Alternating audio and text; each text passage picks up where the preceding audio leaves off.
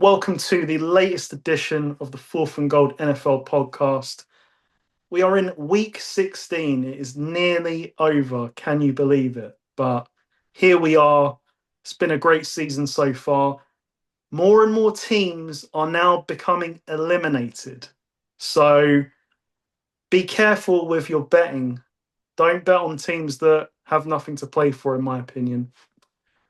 But that's not the case with this opening game of the week, Paul. Thursday night football. This might be the most important game of the year so far. The Rams at the Seahawks. Big game means I've got a big Thursday night football special. The number is a bit big, but I couldn't turn down the price. Puka Nacua and Jackson Smith and Jigba, both over 125 receiving yards. You can get that at 14-1. Now, I'm a bit worried about Puka Nacua because Devontae Adams is doubtful, meaning he likely isn't going to play. So this thing could go one of two ways. He gets doubled, he gets taken out of the game, or Stafford just keeps throwing to him and he goes off. On the other side, I think there's some genuine concern about this Seahawks offense now. They're not quite rolling the way they were earlier in the season, but that goes out the window tonight in a big, one-off game to really take control of this division. And so I'm going to put my money on Sam Darnold finding Jackson Smith and Jigba tonight. Yeah, I agree with you. On Devontae Adams' hamstring injury, it's more likely he's out for a month than, he's not, like you said, he's doubtful. He's not officially ruled out, but I'd be amazed to see him out there. Mm. Yeah, you said that it's potentially for the number one seed in the playoffs, but you could, with hamstring as well, you could lose him for the rest of the way. So yeah, I don't see Devontae Adams out there. But with your bet, I mean, I think Puka, if there is a receiver who's kind of matchup proof and will rise through it, even though he's covered, then I like Puka in that matchup against a tough Seahawks defense. But it's Puka, it's Matt Stafford, and yeah, I love that. And we know that Jackson Smith will get fed, so I think that's a good price. It's a good price. Both, yeah. One note of caution though, there's expected weather is expected in Seattle. Not well, obviously it's Seattle in December, so you're going to get rain, overcast, not freezing cold conditions, but like dismal conditions, but also wind at kickoff up to 40 miles an hour. So you need a strong arm. Both quarterbacks do have a strong arm, but you're going to need a strong arm to throw through 40-mile-an-hour winds. It's a fair price then. Yeah, it's a fair price then. I didn't think about the weather. But just look, I mean, they're both really good defenses, but 42.5. I think Vegas has priced in the weather. Mm. So if that's the thing. If the weather's not crazy, that 42 is going to come in pretty easily. Yes, 42. I mean, that's 21 all. So 20 points for either team. 42 comes in. You would expect that if conditions, if this game was in a dome, it would be 50. But yeah, 42.5. It could look very low in the second quarter. But we'll see how it starts. This is a crazy game. I mean, you start us off on this game because it's your division. So what are your thoughts? I mean, my biased thoughts are I really want the Seahawks to win this game. I know the 49ers are not a challenger this year, but I have to think like they are.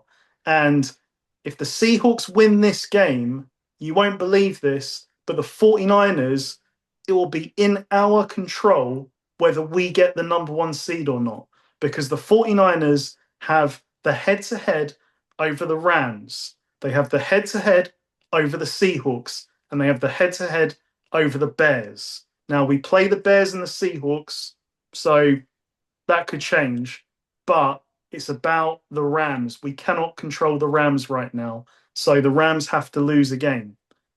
But this isn't about the 49ers. This is about the Rams and the Seahawks in a massive game, because the likelihood is whoever loses this game isn't going to be the number one seed and is going to be on the road in the playoffs. So it's huge. No Devontae Adams for the Rams. That's a problem, I think. It is a problem because it does allow Seattle to focus in on Puka Nacua. As you said, though, Puka Nacua is matchup proof. He is now the leader in average receiving yards per game in NFL history with 93 per game. So he's going to get fed and he's going to make plays. I look at Seattle and I don't know what to make of last week's game. Was it more I don't want to say like bad Seattle and good or good Colts, but I'm watching Seattle at the moment, and on offense, then like I said, I don't think they're firing. And okay, it worked out last week that you kicked what 5-6 field goals, you win the game. You played defense. I mean, Rivers, it's one of those new entity, unknown entity comes in. Yeah, we know the career of Rivers. He hasn't played in 4.5 years. And he actually made quite a few plays early on, but then it slowed down. The Rams, on the other hand, they did a very good job at stopping the key component of the Lions offense, Jahmyr Gibbs. But in doing that, they gave up a lot of big plays down the field. So depending on weather, I think we're in for basically a playoff game. But I'm looking at the 4 units and I only have questions about 1 unit, and it is the Seattle offense. And I don't want to assume this, but Sam Darnold struggled late last season in these moments, and he hasn't really delivered yet in a big game in this season so far. So if that's my only question, I'm rolling with the Rams to win. It's not the result I personally want, but it's the result I think will happen. But this could be a great Thursday game. Yeah, a couple of weeks ago, because I was thinking ahead, looking ahead to this game, because these two teams were on a collision course, and it was like, whoa, when do the Seahawks Rams clash? Wow, it's on Thursday night. Oh, it's crazy. It's like, but they've had, as you said, they've had disrupted preparations for this game, both of them. Seattle with Sam Darnold turning into the pumpkin that he does towards the end of the year, and the Rams with injuries, but the Rams offense has been rolling lately. And the last team that not limited, but didn't let the Rams offense devastate them was the Seahawks. So can they do that again? In Seattle tonight. And you've got the narrative of Darnold seems to always have a terrible game, not only late in the year, but against the Rams team on defense. So you've got those two conflicting things going against each other. Like, right, the Seahawks gave the Rams all they can handle, but Darnold turned the ball over.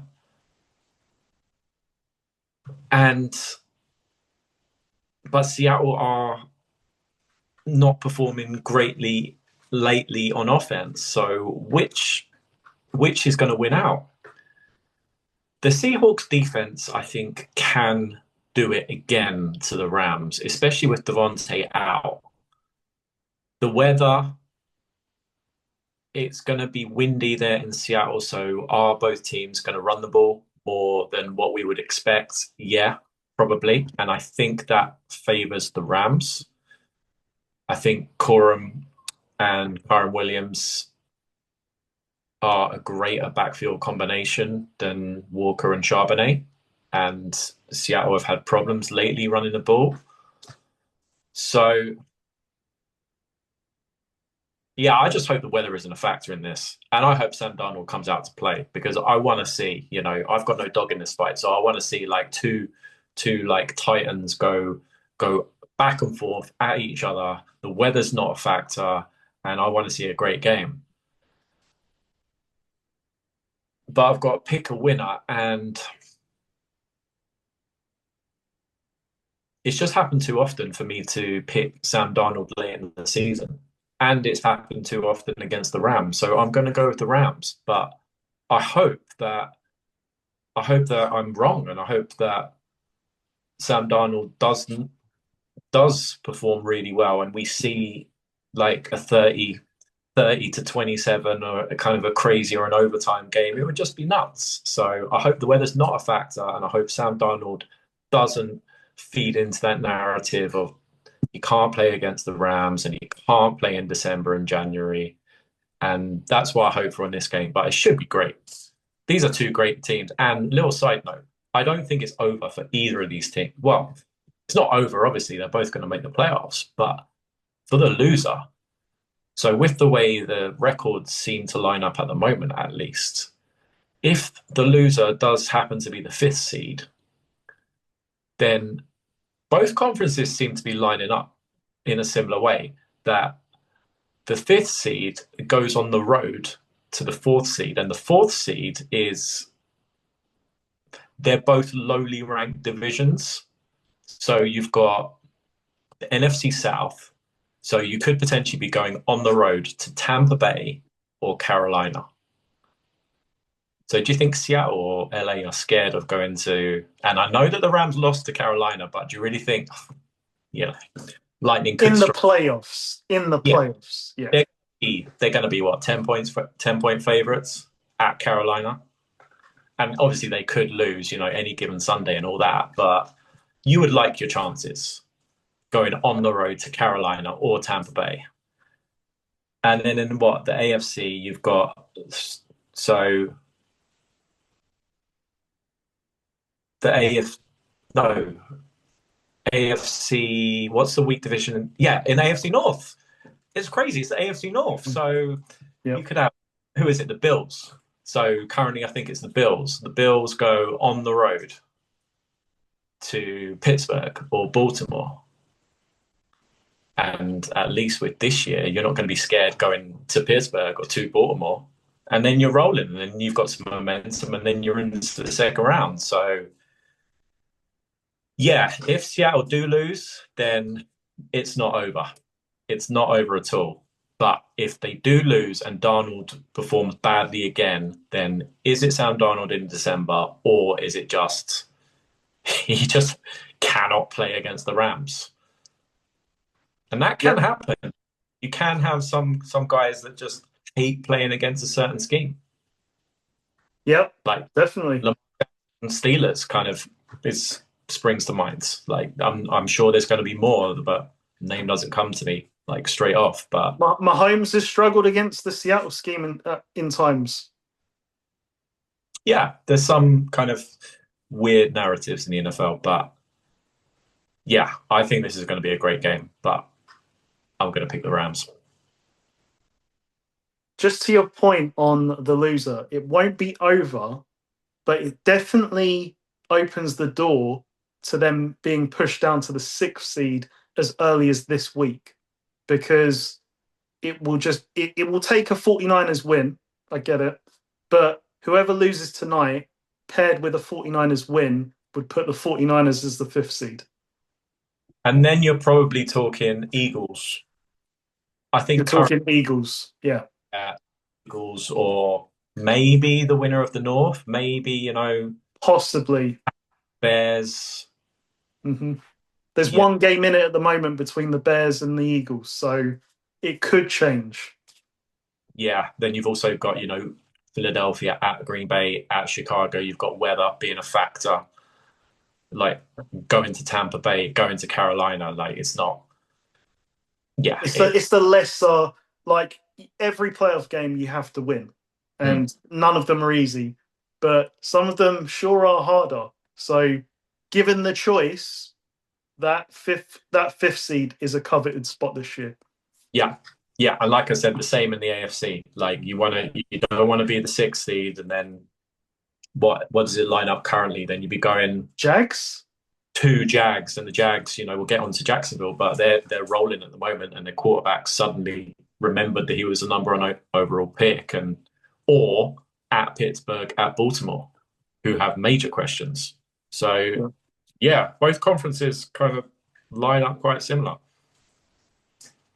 Yeah, okay.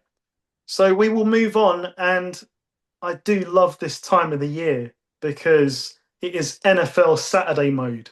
We have two games on Saturday. First of all, Eagles at the Commanders. Okay, this on paper doesn't feel like a great game given where the Commanders are, but Mariota's been serviceable. He's put on a few like decent performances, I'd say. So if he can do that, this could be a game. Now I do have a special for this game. I just saw it after I saw the Thursday night one. So again, it's a bit of a punt, but I think it's got good chances. Saquon Barkley over 80 rushing yards and to score a touchdown, with AJ Brown over 80 receiving yards and also to score a touchdown. You are getting that at 22 to 1. And I get it. Barkley hasn't quite been Barkley this year. And AJ Brown, like last week, isn't always in this offense. But if the stars align, I think that's a pretty good price. Yeah, the Commanders, I mean, they're still credit to them. They're still competing. They went into New York and beat the Giants in what could be a game that they look back and think, "Damn, why did we win that?" But it shows that they're still in the fight, and they're not going to make it easy for the Eagles. But with the Eagles, I mean, they've got a good opportunity because they've won this division now. So their schedule lines up Commanders, Bills, and Commanders again to round out. So they could get some good feeling and some momentum heading into the playoffs. Home playoff game. We've seen the Eagles in the playoffs. They seem to morph into another level. So with the talent that they have, I think if they feel good about themselves, then they're going to be really dangerous again. And it's going to be a good team that knocks out Philadelphia. So, yeah, I look at this game that can to get something going on offense. I mean, they crushed the Raiders last week, but the Raiders are complete dog shit at the minute. So we don't really read anything into it. And I think they could continue that feeling this week against the Commanders and their defense. I don't I give the Commanders credit for beating the Giants, but I think the Giants at this point are there to be beaten. And yeah, Philadelphia are just way more talented than Washington all around. Jaden Daniels has been sat down for the rest of the year. Too right, like that should have happened before. But yeah, it's just for me, it's just watch the Philadelphia offense. Can you see if you're in the NFC, you really don't want to see Philadelphia like get things going because you're like, well, oh damn, I thought they were having problems. Like, well, we've got to worry about Philadelphia as well, the defending champs who've still got all these guys. And Yeah, that's what I look for in this game. The Philadelphia offense, are they going to continue this progression that we saw the beginning of in LA against the Chargers and continued last week against the Raiders, against the Commanders? Yeah, it's against a bad defense, but they're super talented. So if they feel good about themselves, they're going to be really, really dangerous in the playoffs. So Philadelphia win, Philadelphia cover, and watch this offense. Yeah, I totally agree. All I would say to the Eagles is stay aggressive on offense because you've won this division. You know, worst case scenario, you lay an egg in this game, it really doesn't matter. But I don't think you will either way. Like, stay aggressive. Do what you've been doing the last 2 weeks. Okay, like we went over last week, the first time that you changed the offense, Hurts threw 4 picks. Like I said last week, I didn't think he was going to do that again, and he didn't. And we're not talking about Hurts and AJ Brown anymore, are we? In the media, that dust has settled, and I agree with you. This team could be very dangerous after a few feel-good wins. So, Commanders will put up a solid fight, but I think talent wins in this game. So Eagles win, Eagles cover, and just keep a few things in the back pocket because Jalen Hurts, when he rushes, this offense looks different as well. Not just the Sirianni sprinkle of we're going to be more aggressive.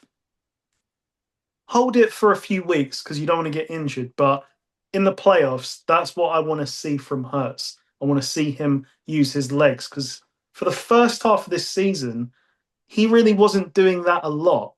And I think they look a lot different when he does do that.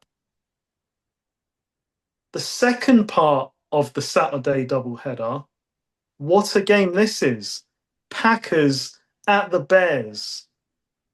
The Packers, what a colossal loss against the Broncos, not because of the result, but because of who they have lost in personnel. Micah Parsons is gone. I think I saw a stat in the week that of all the quarterback pressures that the Packers have had, he had had more than 50% of them. So he is their closer on defense, but they still have a reasonably good defense. It's just how much is this going to hurt them, just from a morale standpoint. And yeah, okay, they also lost the game where they were up, what, 9 points, was it? Them losing this game is not why they are where they are. They are where they are because they dropped games to the Browns, the Panthers, and that Cowboys game. Those are now coming back to haunt them. Yeah, okay, they did drop the game against the Broncos, but it's the Broncos. That can happen. What can't happen is what happened earlier in this season. So they have very little margin for error now. And they're banged up because Josh Jacobs has been dealing with this knee injury for weeks now. And Christian Watson, who has had injury issues, is also banged up. So he's like 50-50 to play. And even if he does play, can he be the Christian Watson we've seen over the last few weeks? And then you look at the Bears and say they gave a really good account of themselves in Green Bay. Like, for me, it was just a bad play call on 4th and 1 that stopped them from forcing that to overtime. And, what happened last week? They handled the Browns, who, have this really good defense, and they were able to navigate that. So this is tough. Can the Packers overcome these injuries against a Bears team that is now feeling pretty good about themselves? Everything is saying the Bears should win this game, but they're going to have to prove it to me because the Packers own the Bears. That's That's just fact. And the Bears have to change that. And I am a massive, I'm absolutely pro Ben Johnson, pro Caleb Williams. I don't want to hear from the haters about them, but I'm taking the Packers in this game. I think they bounce back despite all of these injuries. The Packers still own the Bears. Yeah, it's crazy. Chicago is currently the number 2 seed in the NFC. Like, it's crazy. I mean, when you picked them, and I thought you were crazy at the time for picking them to make the playoffs. It's like, whoa, let's see. Let's see, can I do an in running bet? Can I wait until week 8 and go, yeah, I think the Bears will make the playoffs, because a team has to show me something for me to truly believe in them, like a Chicago or a Cleveland, historically badly run organizations. But they've surprised me, Chicago. I mean, they went on that huge winning run where they were winning games, they were winning those close games, and then, yeah, credit in defeat to the Packers not long ago, and then completely crushed the Browns last week. And Caleb has gone from having loads of negative plays where he gets sacked or pressured behind the line and tries to make something happen, into now, when he's pressured, more often than not, good things happen when he scrambles or escapes the pocket. So, yeah, that's been a massive turnaround. And there's still more there, because he's making the crazy throws, but then he seems to miss the easy ones. Yeah, he seems to make the straightforward throws look difficult. So there's still more there with Caleb. And yeah, Ben Johnson's in year 1. So I think there's more in the tank for Chicago. And I think they're ahead of schedule. But I agree. Have they truly arrived to, win the division? Yeah, this is tough. It's a tough one to call, because Micah Parsons affects everything. It affects the coverage on the back end, because the corners are more relaxed, because, yeah, Micah's going to get there. And the Packers were using him in crazy ways. He was lining up everywhere. He wasn't just, a TJ Watt. He lines up on this side. No, they had their chess piece, and he was moving around, and he was causing chaos. So yeah, that changes this game.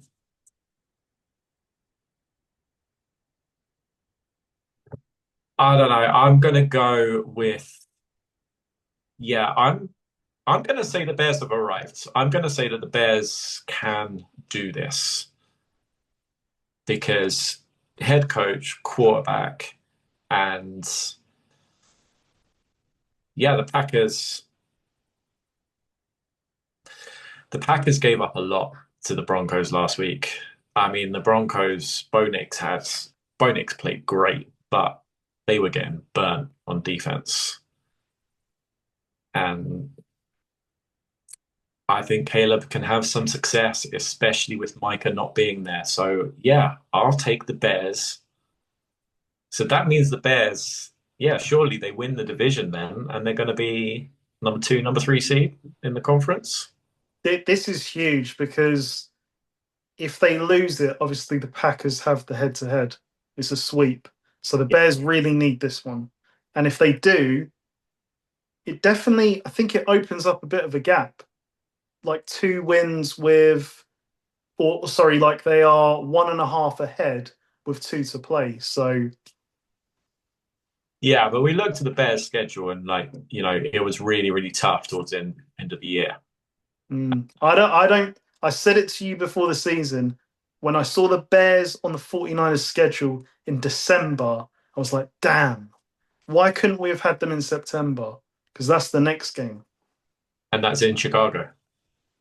It's in San Francisco, I think. Okay.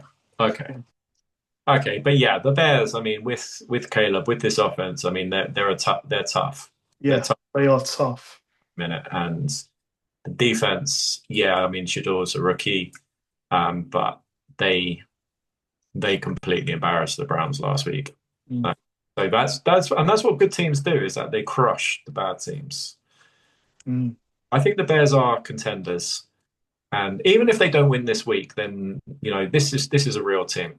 This Yeah. is they're winning games that they should, and yeah, it's sad that Mike is not there because you want to see all the like the real top guys out there, and him running after Caleb would have been a great matchup again. So, but hopefully there'll be loads of these matchups moving forward.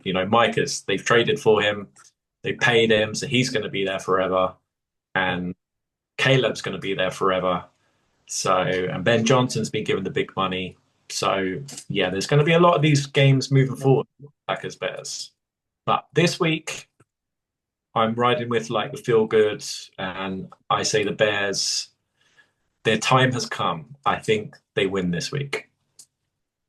Okay. So we move to Sunday, early window. There are a few games I'd say that have no meaning. But we start off with the Bills at the Browns. Myles Garrett is the only one on the Browns team that has something to play for. He is one sack from tying the single season record for what it's worth, and therefore 1.5 away from holding that record outright. A record that has stood for a long time. I know TJ obviously tied it a few years ago, but this record has stood for a long time. Can he get it against the Bills, who had protection issues against the Texans? I think he can. And when we look at the Bills, I'm not going to go over old ground, but I did a bit of digging on this defense, and they've given up more 200 plus rushing yard days than they've held under 100. They've had 5 games over 200 rushing allowed and 4 games of less than 100 allowed. So I'm not going to say any more than that. Then that has to change at some point, because you can't win championships that way. And I think what I've seen across this week is kind of two extremes when we look at the offense. One side saying, one man show Josh Allen, and then the other side saying Josh Allen has a great supporting cast. I think it's somewhere in the middle, because Batman has got Robin in James Cook. I mean, you said it before the season. This guy is a top 10 running back. And I still am impressed with the scheming that Joe Brady has done to reinvent this offense. And he really is squeezing all the juice out that he can, because I don't rate this receiving core. I'm sorry. I'm going to say it again. Don't rate it. We'll see in the playoffs if someone can make a play, but I don't believe in them. So I think it's somewhere in the middle. Josh Allen, James Cook, Joe Brady, and a defense that, as long as you can't run the ball, can make stops, right? Because in the second half against the Patriots, they made a number of stops, apart from giving up another 60-yard rushing touchdown. Yeah. So this week is a difficult one. You're in Cleveland. My man Quinshon Judkins just saw his ex-college teammate, Travion Henderson, go crazy. I think he's thinking he wants to do the same this week. And can the Bills stop it? I don't know. The spread of this game is 10.5. That's way too high for me, even though I know the Browns offense hasn't been great. So I actually think this could be an upset, but I've picked the Browns a few times this year, and they have burned me. So it wouldn't surprise me if they win, but I can't do it. I'll take the Bills to win, but I'm certainly not going anywhere near the the Bills covering 10.5. I say the Browns cover. So Bills win, Browns cover, and the Bills will then be waiting and hoping the Ravens can beat the Patriots. I think massive credit to Buffalo last week because they were down big.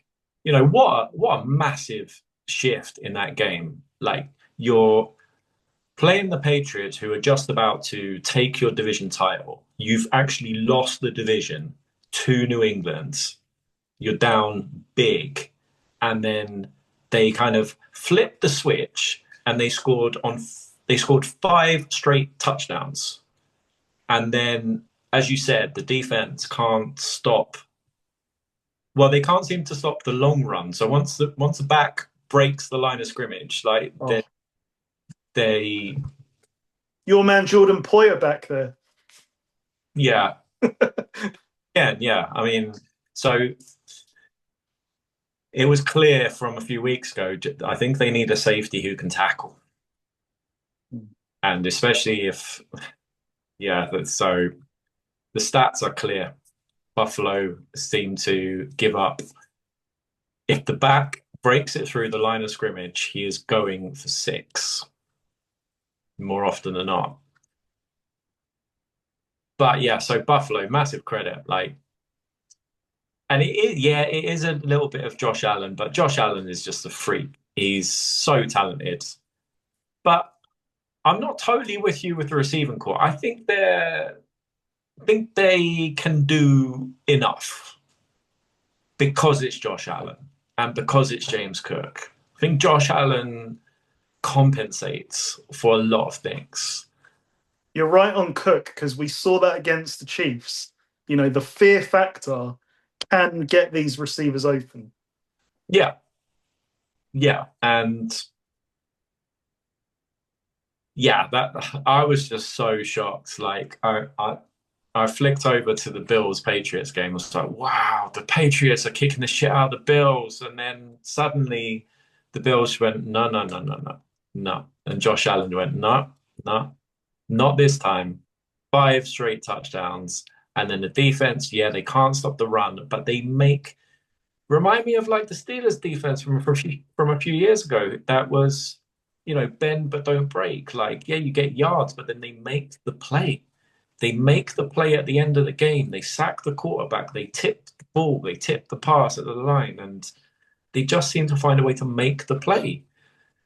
And they've got some veteran guys in this defense. They just need maybe to find another free safety who can tackle, and things could turn around for Buffalo. I think they're gonna cover this. I think the Browns. I'd be concerned if I was Cleveland after last week. I mean, yeah, the Bears like kicked the shit out of the Browns last week, and Shedeur just was dreadful. And I think Cleveland have kind of turned it in now for the year, especially against good teams. I mean, yeah, they can put up yards against the Titans. I picked Shedeur to have a good game against the Titans, but it's Titans. It's not the Bears and it's not the Bills. Yeah, I agree with you. I think Judkins could have some yards, but yeah, I think that the Bills now, I think they're in full out offense mode to catch the Patriots. So I think they're gonna kill the Browns this week. Yep, no, that's fair. And just last point, it wouldn't be right without me saying something nice about Josh Allen. I don't think this MVP race is over. Like, I think first team All Pro is over. It's Stafford. But if we look at most valuable, it's not a one-man show, but he is incredibly valuable to this Bills team. And you want to look at stats. Okay, we're looking at quarterback stats, so we're looking at passing touchdowns. And obviously Stafford has 37, to I think Josh Allen's 23. But if we're looking at total touchdowns, they have the same number of touchdowns now. And I think that Josh Allen has a much lesser supporting cast. So I'm just fighting in the corner of my favorite quarterback that he can still make some noise here, especially if he goes into Philadelphia and wins. So we'll see on that one. I love that they beat the Patriots last week. I love that because, I don't, sorry, Patriots fans, but I didn't want them to sweep the Bills and then, it to be, oh, yeah, well, we're back. No, no, no. Josh Allen is, greater than Drake May. Okay, Drake May's had a good year, and yeah, Drake May's going to have a great future, and the Patriots have turned it around. But, Josh Allen, Drake May had problems at the end of that game, and Josh Allen accelerated, scored on 5 straight drives, and that's what great players do. So Drake May is going to have moments in the future, but the Patriots had real problems in stopping the Bills last week. So Yeah. I'm really glad that that result happened. I'm really glad. And I'm sorry, but that division is not over now. No, So, you know, no. I mean, the Patriots will get to it. The Patriots go to Baltimore this week. So yeah, no, off that loss, yeah, we were up 21 and we lost the game. Yeah, yeah. so we will get to them. Right, next up, this is another meaningful game. Chargers at the Cowboys, Paul. Jerry Jones has said that the Cowboys aren't losing games for draft position. I don't. I mean, it's Jerry Jones, so obviously he talks. I prefer that he didn't say anything, but He acts like he's got a choice in the matter. yeah, it's not a good line to come out with, is it? Like, yeah, we're not because we can't. The NFL doesn't like tanking. Yeah, they played a bad game against the Vikings. JJ McCarthy played well. I think the Cowboys defense is kind of back as we previously knew it. And the George Pickens thing, like George Pickens is getting a lot of attention. Yeah, he's showing that he is who we thought he was, like he is temperamental, but it's crazy. He's getting more coverage. He's getting more attention than CeeDee Lamb. So, Because yeah, he's the more explosive receiver. sure. And you're right. I saw that against the Lions, like straight off the bat. They were like, we have to choose one, and we're going to choose Pickens. And Lamb said, thank you very much.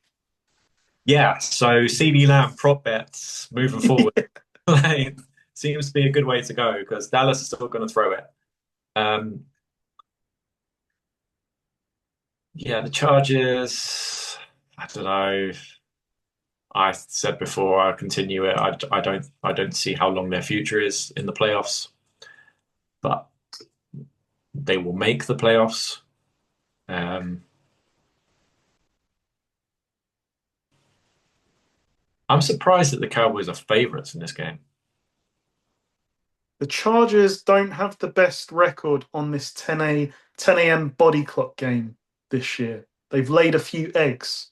They have, yeah. They didn't last week, but they have struggled in this window.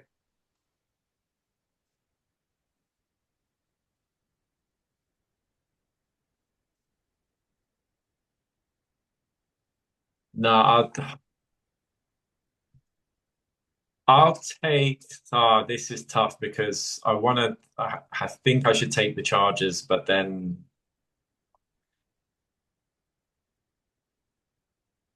yeah, I'm gonna take the Cowboys. I'm gonna take the Cowboys. I just think they're gonna have some success on offense, and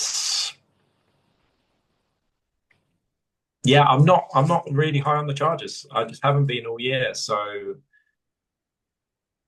I think the Cowboys are still out there competing, even though they just played really bad against the Vikings. Why am I picking the Cowboys? But I'm going to stick with it and stick with my gut.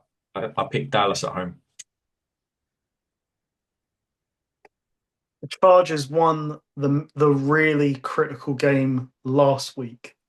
That was huge because you've taken out the Chiefs, and I think they've got a 2-game lead on the Colts, who I believe, are now the 8th seed. So Yeah, crazy. The Colts are now currently out of the playoffs. I mean, yeah, rewind like what, a month until they've lost like four on the spin or something. tell us that they're out of the playoffs on December 18th. Crazy, crazy. The Colts have lost four straight. Yeah, Yeah, so they are. So the Chargers are in a situation where they need. It feels like one more win to be certain. But if they don't get that win, are the Colts going to win out? Probably not. So it feels like they're in. And I've picked the Chargers to win in this 10 a.m. body clock window a few times against teams they should have beaten, like the Giants, like at the time, the Jaguars. So I'm not going to do it this week. I'm going to say the Cowboys win the game. The Cowboys are more desperate. Um, they think they're still in it, but they're not. In fact, are they now eliminated after losing to the Vikings? no, because they can catch the Eagles, but I think they'll be out if the Eagles think it. So the Eagles, if the Eagles beat the Commanders on Saturday night, then by kickoff Sunday, then the Cowboys will be out of the playoffs. Okay, okay. So they're effectively out. Um, but they don't care. They're not a winning franchise. They're going to just try and win this game. So I think they will, because the threat that CD Lamb and Pickens pose will not favour this Chargers defense, I don't think. They want you to play like the Chiefs did last week. They love that. You're not going to throw it downfield. Thank you. You're going to run it with Kareem Hunt. Yes. That's exactly how we're going to suffocate you.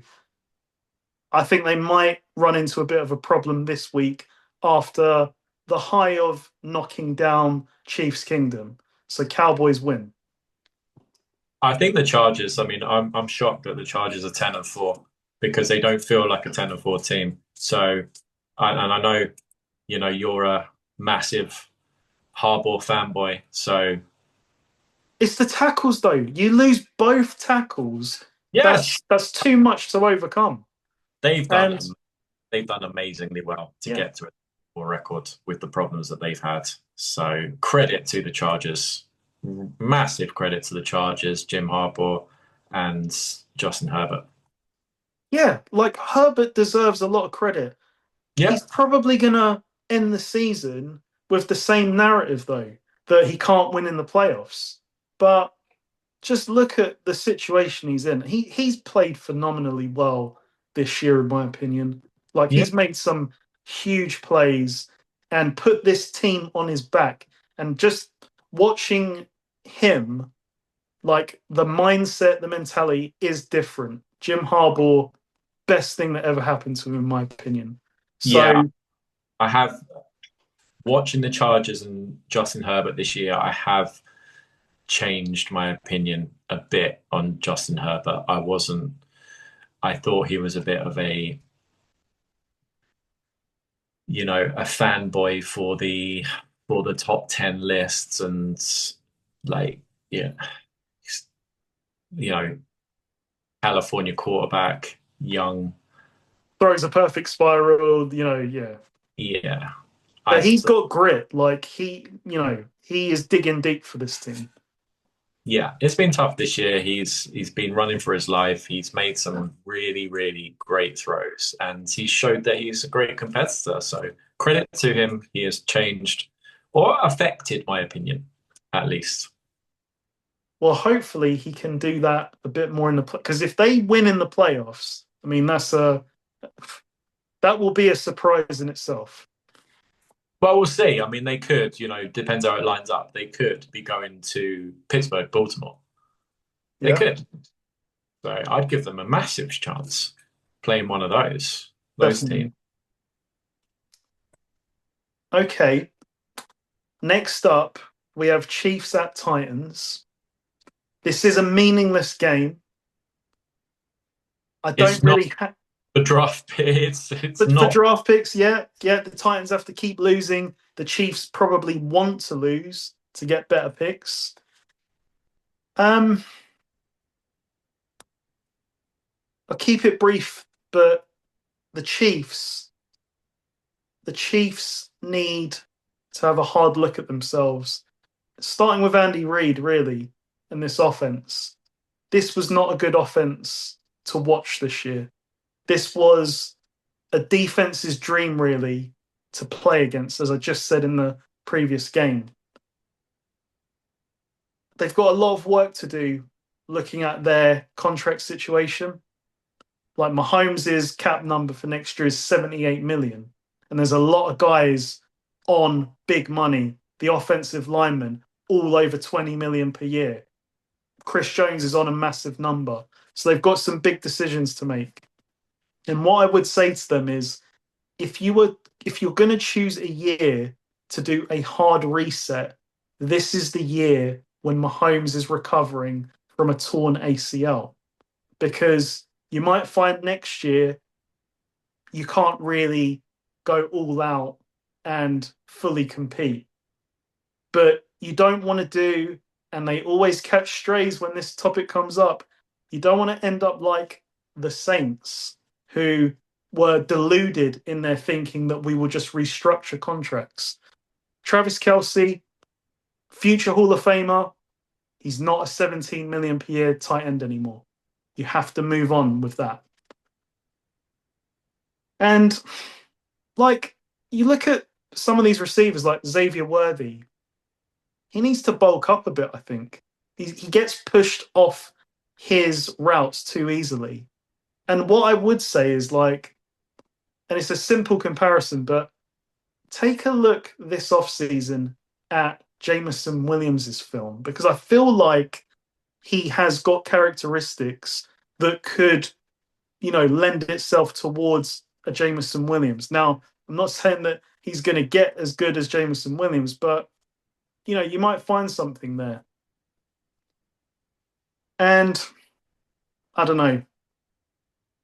It's a long road back, I think, because of the contract situations. So if it takes a year to not really compete, it could be for the better in the long run. In terms of this game, Minshew Mania against Cam Ward, and I watched Cam Ward in detail last week because they played against my 49ers. I like Cam Ward. Like, he's changed my opinion. I thought, this could be an ordinary number one. He's pretty good, I think. He's got potential, but the team around him does not. That's got to change. I don't know who's going to win this game. I don't know who wants to win this game.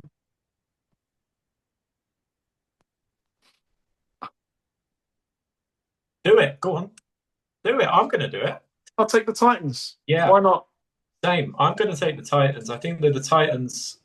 So the Titans have an okay offense from what I've seen.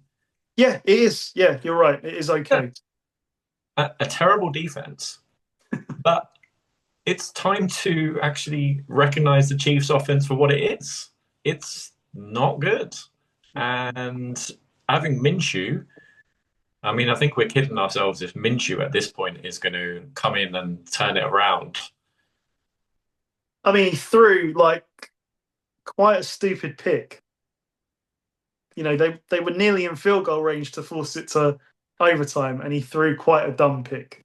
It's a tough spot to come in then. It's tough. I get it. It's tough. Yeah. Yeah, he's got a full week to prepare now, but I don't think that the Chiefs' offense and their mentality at the minute is geared up to take advantage of the Titans' limitations on defense. Do they want to win? That's the thing. They've not been in this position, so it's always hard to gauge what teams want to really do. And I know you can't tank, but there's ways around it where you can make it hard for yourself to win. Yeah. Chiefs' defense is still good. And I'm going to say that Cam Ward has his best career win to date this week. And yeah, I give the rookie a chance to kind of rise up, and I think he'll be ready to, yeah. What a great win it'll be for him. You know, no Mahomes, okay, but it's still Kansas City. So, but yeah, like you said, who really knows? I mean, do we know what Minshew is going to turn up? Do we know maybe the Chiefs offense just goes, oh, screw it. Like, yeah, we're done now. Like, let's dive into the playbook and see what we got. Maybe that does happen, but I haven't seen any evidence of it so far. And would they do that with Minshew? I don't think they will. So, Save those tricks for next year. yeah, yeah, crazy. I'm taking the Titans. Okay. From one meaningless game to another, Bengals at Dolphins, Paul. Two has been benched. Yeah, so Tua is over. He's not going to take another snap with the Dolphins, and now it's just the question of when he is cut or will somebody trade for him? They're And going to have to trade for him because the contract is insane. The legacy of the GM, the previous GM. yeah, but I don't know the number. You're better at salary cap than me, but I think is it a Russell Wilson situation? I think it is. I can't remember the number off the top of my head, but to me, it feels like last time I looked at it was they need someone to trade for him and to absorb some of this money. I Maybe don't. it's a deal like the Jared Goff deal where the Dolphins end up paying someone a pick to take him. So it's like here's Tua and here's a pick. Yeah, it's. I don't know. I don't know. I thought it was. I think it's more. It's yeah. It's a bit to do with Tua, but it's also a bit them looking to the future. Yeah. I don't know with Miami. Like They've got relative, two big contracts on them, Tua and Hill. Hill's out of guaranteed money now, so he's probably walking. And Tua, as I said, that one's a little more tricky, I think. He could still be there next year. yeah, it's crazy though. Like how the NFL turns because a couple of years ago, Tua was in those top five quarterback conversations, and when Miami were rolling and destroying teams, but now he's the guy who is a product of this system, and can he play anywhere else? And now he's got concussion problems and he can't throw deep and he can't seem to play in the cold. And when he tries to throw deep, like last week you saw it in Pittsburgh, it was a cold night and the ball just seemed to float. And that happens too often now. Like there's evidence on film that he does not play well in cold weather conditions. So I don't know who's going to trade for him. And also, why would you trade for him knowing full well that Miami are going to cut him? It's just a question of when. Dead cap is 99 million. So that Yeah, makes so it really hard to cut him, even if you spread it over over the 2 years with the post June 1 release. That's a lot of money to, and there's going to be more than that as well, like in years to come. So but this how long? isn't easy. So if they don't cut him, He's got then 3 years left. yeah, so they have to do it. I mean, it has to be done. They benched him now, so it's going to be done. It's Yeah. just the case of the financials of when it's done, because I would be shocked if anybody traded for him. Shocked. That's why I think that it is in play that Dolphins trade him plus draft capital, which sounds insane, I know, but it's been done before. Yeah, yeah, you need a desperate team. Hello, Raiders. Hello. The Raiders are the first one that spring to mind, or Yeah. Jets. But the Jets could. We'll see how the draft order lines up anyway, Yeah. because that could feed into it. Like who's drafting number one. what's the draft order? From what I hear, there's the kid from, is it Indiana? Mendoza's like the number one pick. He's going to be, but there's questions whether there's any more Hmm. good quarterbacks in the draft. Like it's not an amazing quarterback draft, so we'll see. But they could at least balance the cut money with Quinn Ewers. I mean, he's a seventh round draft pick. You know, your team is quarterbacked by a seventh round draft pick. Okay, you got paid, but that story worked out well. Hmm. But we'll see. We'll see. Credit to the Dolphins for at least, they've gone, okay, we can see what the future is. So we're trying to get ahead of it now. So if you've tried, which they have, they went all in, they did it, didn't work out. So credit to them. Bengals not feeling good at the minute. Burrow hates everybody in Cincinnati. And yeah, we've seen that story before. And they played terribly badly against Baltimore and fuck my life, gave Baltimore some momentum now. So now Baltimore are feeling good. And yeah, um, who knows? Who knows? I don't even know who's going to be playing quarterback for the Dolphins. So on that basis, the Bengals get out of the winter in Cincinnati and travel to tropical Miami. It's still Burrow, it's still Chase. So Bengals win, Bengals cover. Spread's only 4. So Bengals win, Bengals cover. Yep. Let's move on. Jets at Saints. I'm just going to say Saints win. They like Tyler Shuck. It's difficult because they're winning like kind of meaningless games, but at the same time, you have to give them credit. They're beating teams that have something to play for. The Jets, as I was just describing, are tanking without actually showing. Then they're making it difficult for themselves to win. They fired your guy. They finally fired Steve Wilkes. That is done.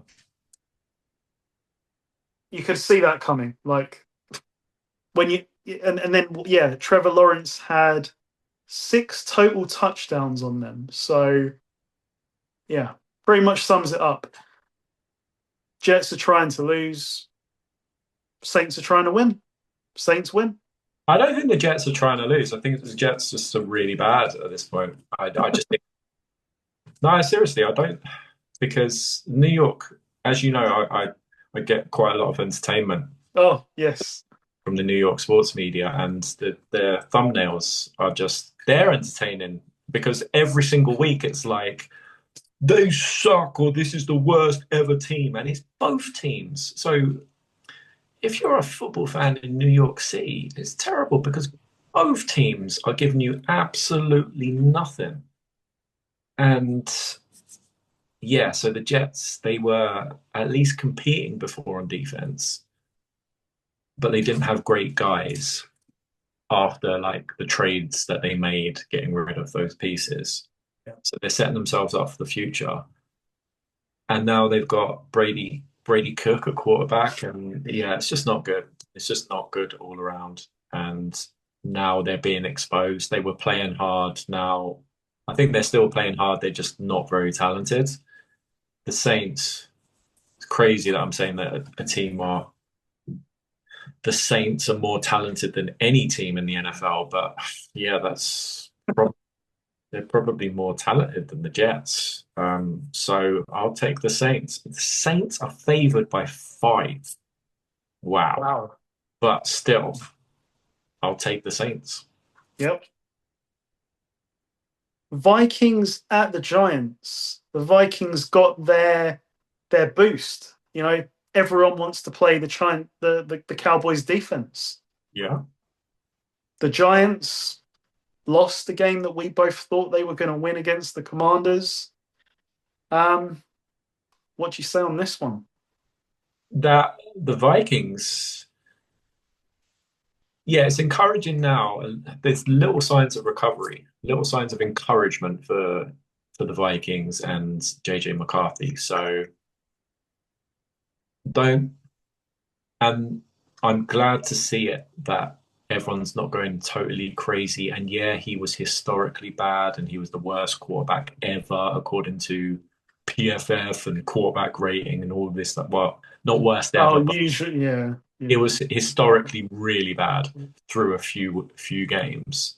But we're so quick to just go, yeah, he's trash. Okay, just give them a chance. We're so like, right, oh, you had Sam Darnold and now he's doing well. So this guy has come in and he's doing badly. Oh, he's terrible. No, you've made the decision. You have to stick with it. And they stuck with it. And he had that phony concussion. Sorry, he had that concussion. And then he came back and he's played pretty well. Yeah, he's not connected with Jefferson, but give him some time. They've made the decision now, so they have to stick with it. And yeah, they're playing the Giants defense. And the Giants defense can't cover anybody and can't tackle. So, or aren't tackling. Can't stop the run either.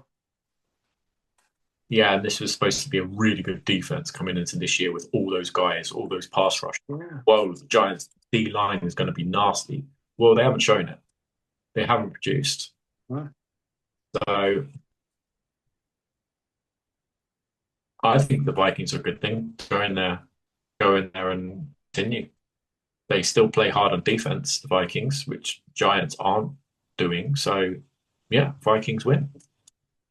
Yeah, Vikings win. And as you said, like the defense has disappointed me a few times this year, but when they're on, like they are the headache that we think they are. So yeah, Vikings win. I hope JJ McCarthy can strike this connection with Jefferson because that's the only thing that's been missing in this kind of ascendancy, if you like. He's been hitting Addison, so and he's been making play. He's been making the right play, I think, a lot of the time. Jefferson's getting the attention.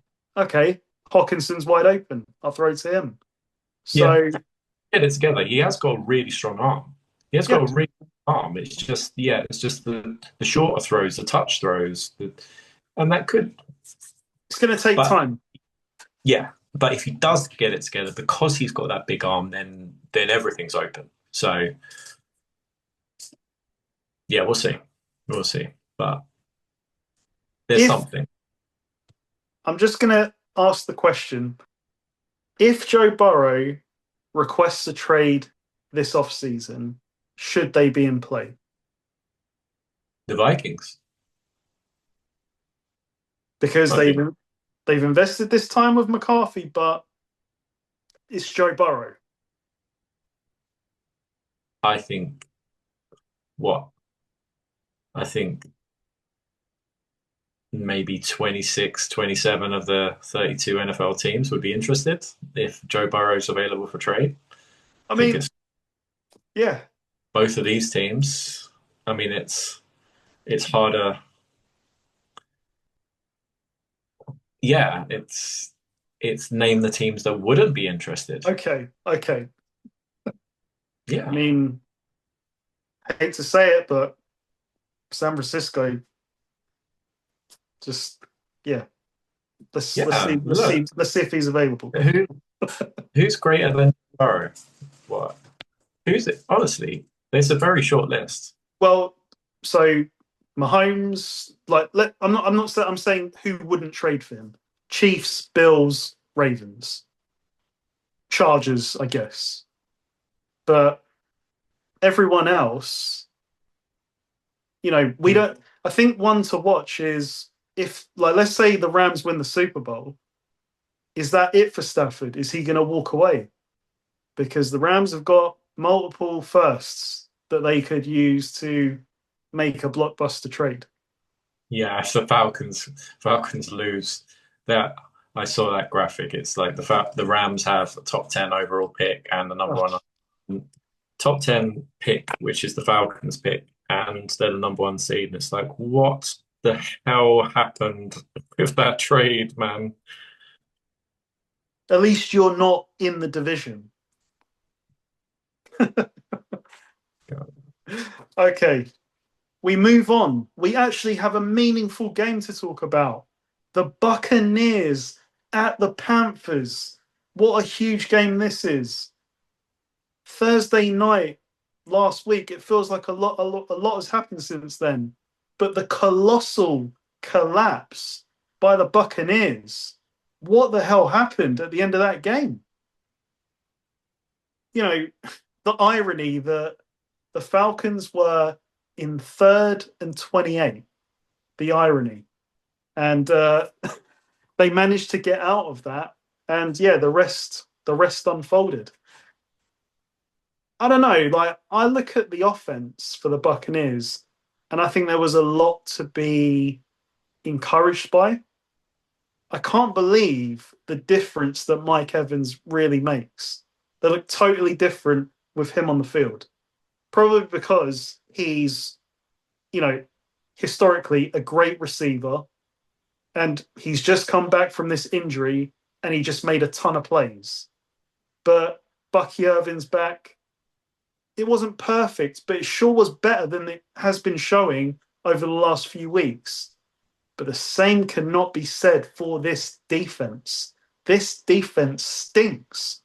And Todd Bowles went on a foul-mouthed tirade after the game in just pure. These guys would give up 3rd and 28. Okay, it went over 2 plays, but 3rd and 28, that's inexcusable. Absolutely inexcusable. So they lose on Thursday night, and you're thinking the Panthers have a great shot to take control of this division. They just have to go and beat the Saints. And as we both predicted, they went and lost that game because they were probably favored in that game. And they only seem to win games when they're the dogs. So I have no idea, really, who's going to win this game. It's in Carolina. Carolina seem to have the better defense, but their offense is so unpredictable because their quarterback is so unpredictable that Carolina just got dotted up by Tyler Shuck, who 2 weeks ago, according to you, was Tyler Suck. So I don't know that Carolina do have a great defense. not Even that is inconsistent. Yeah, I mean, I feel like I feel like it is better than the Bucks defense, but it's like comparing trash with trash. I'm going to take the Buccaneers because I just, the track record of the Buccaneers gives me some belief that they could put something together. And the Panthers are just too unpredictable for me. This is the first of 2 matches, right? So Yeah. we've got 3 weeks left, and they're playing twice. So this one's important because you win this one, it takes the pressure off that next one a little bit. If you lose this game, you are really under it. Like, you have to win out. I'm taking the Bucks. I think their offense looked much better last week, even though they absolutely choked that game at the end. Yeah, this game's crazy because both teams have been truly Jekyll and Hyde this season. Tampa Baker was playing crazy good at the start of the year with no help, with no offensive line and no weapons, and he seems to have got the offensive line guys back and his weapons back, and now he's playing badly. Well, not even close to the same level at the start of the year. And their defense is now playing really badly as well. And then, like you said, with the Panthers, they just seem to need to be underdogs in a game to even turn up and play. And they've now been swept by the Saints. And if they had beaten the Saints last week, then a win in this game against Tampa Bay, and they would have won the division. Wow. Right there, because the Bucs lost on Thursday night. And they couldn't do it. But yeah, I'm just going to pick based on they've been involved in more big games over recent history. So I'm going to say that Tampa Bay, because this is kind of a playoff game Yeah. in a way. Yeah, yeah, this is pretty much for this division. I know not it's not over, but You got you one wouldn't foot put it over the past. line. Yeah, yeah, and with the inconsistency of both of these teams, the loser could then lose next week and then it's done. So yeah, I'm gonna say that the Bucks win, and the Bucks just get something going because I don't think Carolina are going anywhere. Carolina win the division. They're definitely not going anywhere. But if Tampa could, they've got far more potential. But they really need to get something going quickly. So yeah, Tampa win, Tampa cover. Okay. Next up, the Jaguars go into Denver to face the Broncos. Now, I just want to check something. Okay, the Broncos have a 2-game lead on the Jaguars, but if the Jaguars were to win this game, it gets very interesting. Broncos are favored by 3, Paul. What do you think about this is a great game. Yeah, if Trevor Lawrence plays well this week, then okay, right, it's really time to start taking him seriously and this Jacksonville team because it's now, and I know he's streaky, but it's now been an extended streak. Now, what, a month? Yeah. And if he goes into Denver, I mean, we saw Jordan Love last week, and the Packers struggle against this defense. Then, yeah, then it's really because say they've got Trevor Lawrence playing really well. You've got these receivers on the outsides.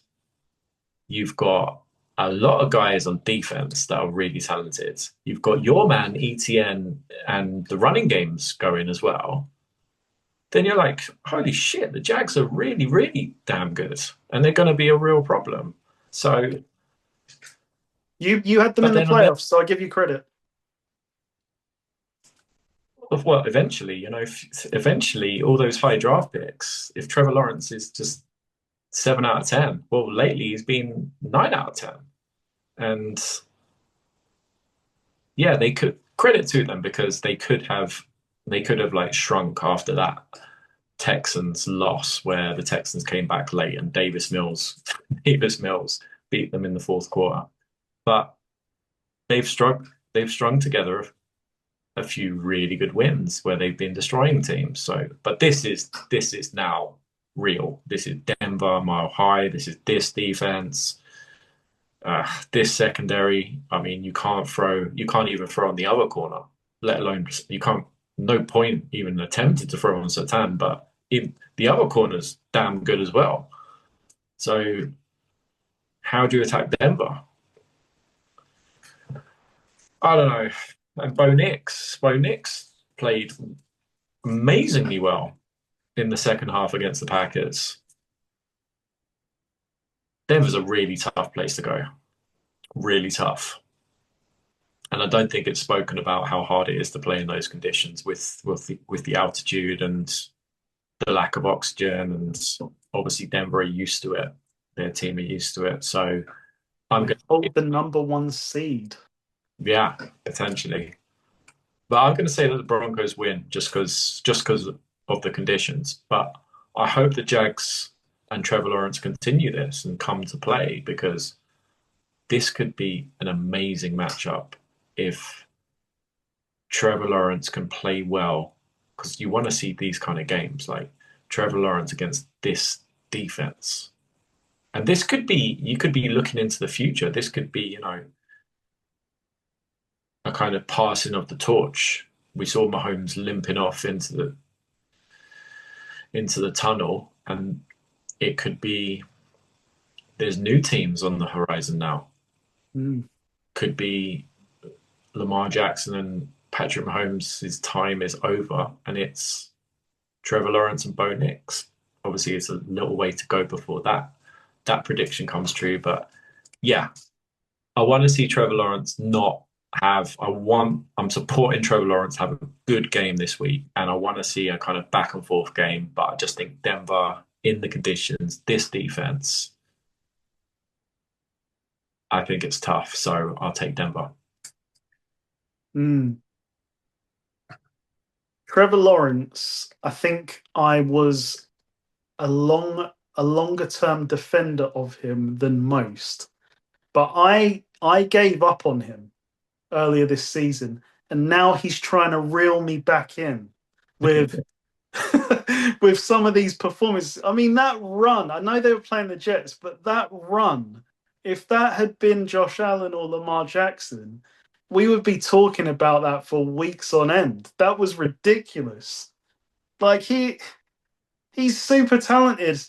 Like he's got the talent, right? We've Yeah, always known that.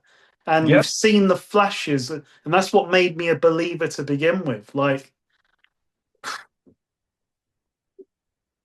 so how long, like you said, he's streaky. How long, how long can he go? This is the week though. Like you said, this is this is the ultimate test, really.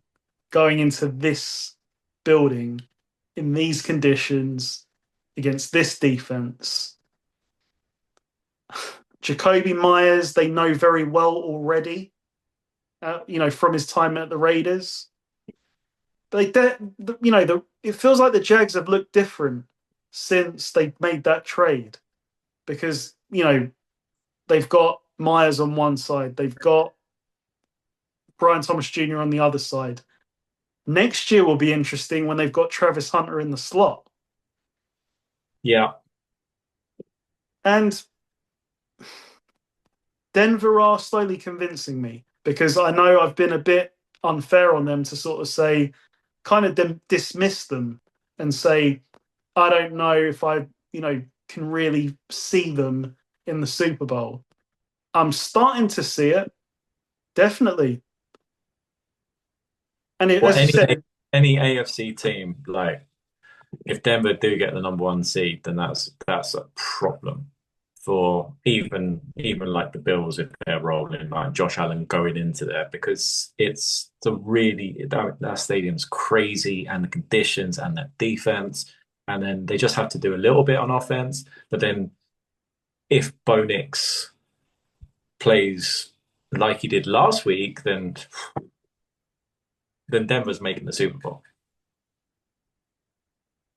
I actually think that They're making the Super Bowl if Bo Nix plays like he did last week, because they kicked the crap out of the Packers late in that game. I'm looking at, this is a different year in the AFC, and I'm not looking at the Bills for the Broncos. The game I want to see is a rematch of a game that's already happened this year. I would love to see the Texans against the Broncos because I think the Texans already beat the Broncos this year. Okay, in a very close game. I would love to see a rematch of that. But for this game, I'm taking the Broncos simply because I need the Jaguars to show it to me again. They've been on a run. They've beaten some bad teams, but they absolutely crushed the Chargers. But this is a different test. This is a very, very different test. And I think it will be too much. But I just hope, like you said, Trevor Lawrence and this offense give it a good go. And we don't Yeah. see kind of Trevor Lawrence from October reappear. Next up, Falcons at Cardinals.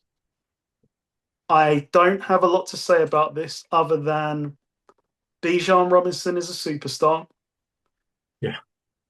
It will be interesting to see what the Falcons do with Kyle Pitts this offseason because that was a crazy performance from him.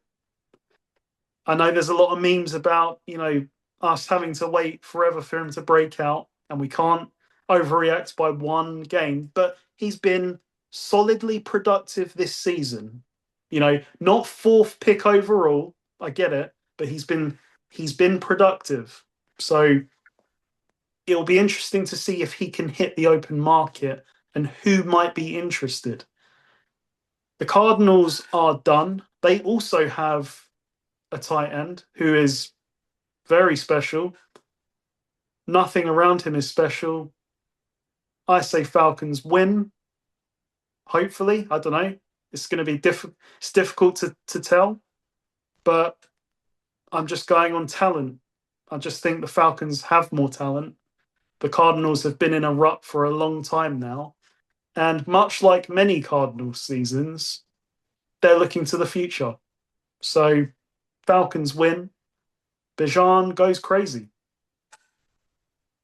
Yeah, when you see the Falcons perform like they did against the Bucks, and when you see the guys that they have on offense, it's like, how the hell is this team 5-9? All the talent that they've got, how the hell are they 5-9? How do they just continue to lose these games? Because they've just got so many talented players on offense. And even their defense has had moments and I understood why they made the trade. I mean, obviously it's not worked out well now because they've sucked. So that's now turned into a high draft pick for the Rams. But yeah, They've got something to build on, though. Like their defense, they can rush the passer. They need to do more than that. yeah, But they've got that. they couldn't do anything rushing the passer last year. They're historically bad rushing the passer. So now at least they're getting after the quarterback. But the Falcons are just a very confusing team. Like, how is this team 5-9? I mean, yeah, I remember the games. Like, they just find dumb ways to lose games. And then the Cardinals have lost 6 straight, and the Cardinals are just a complete mess now. I mean, they were in close games earlier in the year. Now they're just getting destroyed by teams. They can't do anything. So, yeah. But saying that, it wouldn't surprise me if the Cardinals win this because it's the Falcons. Yeah. And the Falcons are 5-9 for a reason. But they are far more talented than the Cardinals, and the Cardinals are done. So I'll take the Falcons. Yep. Next one is a meaningful game, specifically for you, Paul. Steelers at the Lions. What do you make of this one? And I asked the question, is Alan Lazard a Pittsburgh Steeler yet? I mean, he will be. I'm sure he will be. I'm sure they were just waiting for him to get cut, which, yeah, the Jets are done and the Jets are now cleaning house. And yeah, Lazard wasn't involved. But it's all about keeping Aaron Rodgers happy. And if that means I support it, if it's a 1-year deal and it's reasonable, like I don't mind it because Rodgers gives you a chance. And Rodgers is playing pretty well the last couple of weeks. So, yeah, this is interesting because Detroit's going to have massive success on offense in the dome. Jahmyr Gibbs is going to go crazy against this Steelers run defense. You can run right up the middle on this Steelers run D. But on the flip side, Aaron Rodgers is feeling good. They're actually throwing the ball. They're not a really explosive offense, but they at least take some shots now. A couple of weeks ago, they were taking no shots. Now they're taking some. So that's an improvement. And we're looking for some level of improvement. At least that's something. And DK Metcalf is what? 6'3", 6'4", 220 to 215 to 220 sort of range. At least listed weight and listed height. The Lions corners are 5'8", 5'9", and both well under 200 pounds. They're 2 starting corners. So I don't think that's a good omen for the Lions. And I think DK could and he's now really involved. So I think he could have a big game this week. And Vegas seems to agree because the over-under did shock me. It's 52. 52. And I know Detroit's involved in this game, and I know it's in a dome, so there's no conditions. But a Steelers game where the over-under is 52, you do have to take a second look at it and go, is that right? Yeah, it is. It's 52. Detroit, it's desperation time now. Like if they lose this, and I think it's over, isn't it? Very If they, close to, very, very close to. Because if let's just say, for example, Detroit lose this one and the Niners win on Monday, that means that it's literally the seventh seed that they can play for. Because yeah, one of the Bears and one or the Packers have to lose. So that's what keeps them, mathematically in it. But really, this is a must win for both. yeah, and I know it's the Rams, but the Lions got absolutely shredded last week. And I know the Rams are really, really good, but They were winning at halftime and then boom. Like, yeah, like you said, they got just torched, really. they've got a lot of injuries on defense. And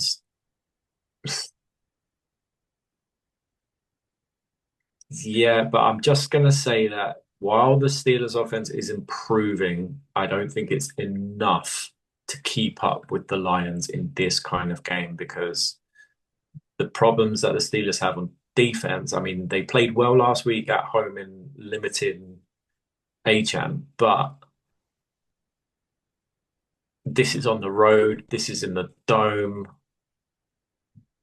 and Detroit's still really, really good on offense. So I think it's a different level to limit the Dolphins at home in the cold and then it's a different level to then limit the Lions in a dome. So I'll say this is just a little bit too early in the Steelers' progression to keep up with an offense like this. Um, so I say that the Lions win and yeah, that they cover. Spread 7. It's a lot, but I think if it's a shootout, which I kind of think it could be, then I think the Steelers are going to lose by a couple of scores. So the 7 would come in. I take back what I just said. This is not a must win for both teams. It's a must win for the Lions. The Yeah. Steelers are in an interesting position where you got 3 games left. You just have to beat Baltimore. Baltimore week 18, Pittsburgh. Yes, it all comes down to that. Yeah, Well, because it could come down to that, depending on how we go. if you lose the next 2, you just have to beat Baltimore Yeah. either way.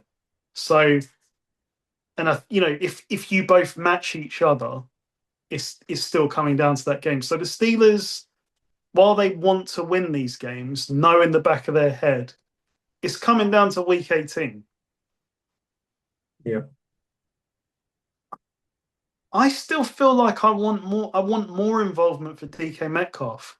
I don't like he's had the big game against the Ravens, and I mean you saw the touchdown against the Dolphins. Just physical freak. Like get off me. Like just that's the potential.